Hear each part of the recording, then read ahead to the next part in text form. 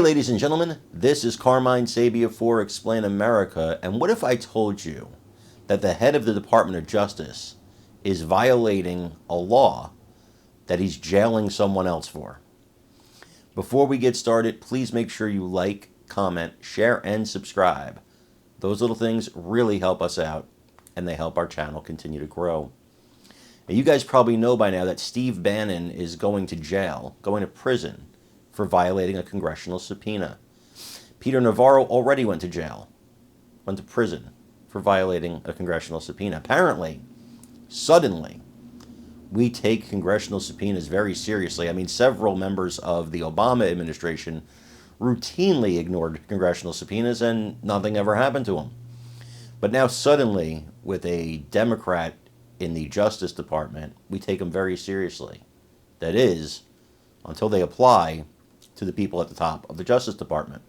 You see, the audio of Richard Herr's interview with Joe Biden, the one where he calls him something like a kindly old man with memory problems, that's why he's not prosecuting him. Congress wants to hear this audio, and they subpoenaed it because they want to know what they're dealing with in terms of the president's cognitive ability.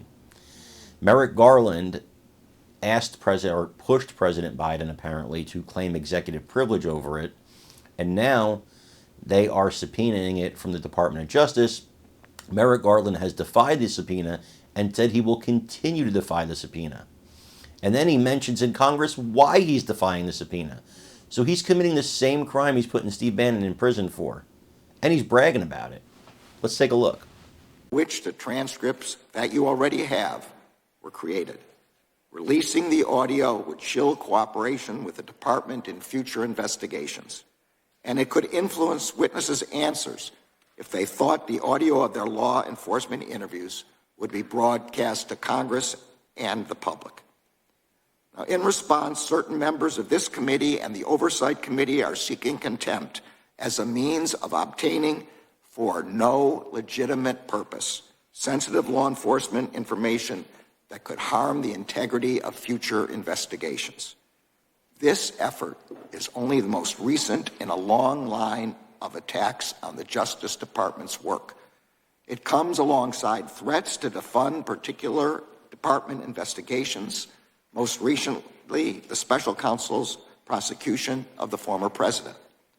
It comes alongside false claims that a jury verdict in a state trial brought by a local district attorney was somehow controlled by the Justice Department.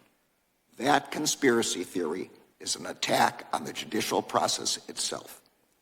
It comes as individual career agents and prosecutors have been singled out just for doing their jobs. It comes as baseless and extremely dangerous falsehoods are being spread about the FBI's law enforcement operations. And it comes at a time when we are seeing heinous threats of violence being directed at the Justice Department's career civil servants. These repeated attacks on the Justice Department are unprecedented and they are unfounded. These attacks have not and they will not influence our decision-making. I view contempt as a serious matter, but I will not jeopardize the ability of our prosecutors and agents to do their jobs effectively in future investigations. I will not be intimidated, and the Justice Department will not be intimidated. We will continue to do our jobs free from political influence, and we will not back down from defending democracy. I look forward to your questions. Thank you, Mr. Attorney General. We will now proceed under the 5-minute rule with questions. The gentleman from Florida is recognized. Mr. Chairman. Gentleman from the ranking members. I have some unanimous consent requests. That have to happen right now? No, they could wait. Okay, well, go ahead. Mr. Chair, there's an allegation made in a letter yesterday suggesting that the